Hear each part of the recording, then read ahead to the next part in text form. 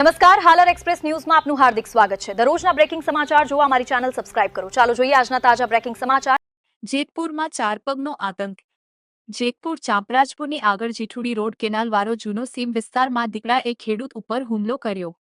સદનસીબ ખેડૂતને દીપડાના ફક્ત નોર છાતીમાં વાગ્યા।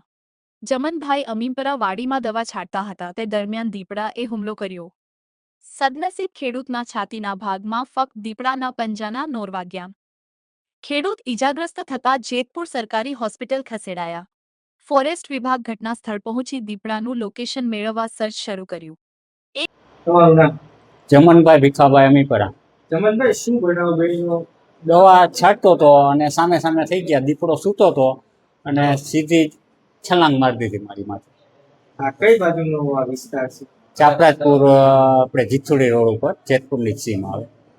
જે સરકારી ખાતે આવીએ છે, હા, શું કહેશો? આ દીપડાનો ત્રાસ છે ચારે બાજુ, હા। તે લઈને ખરેખર હવે ફોરેસ્ટ વિભાગે ફોરેસ્ટ આવી ગયા છે, ફોરેસ્ટ વાળા ત્યાં એને જ મને મોકલ્યો કે તમે ત્યાં વયા જાઓ।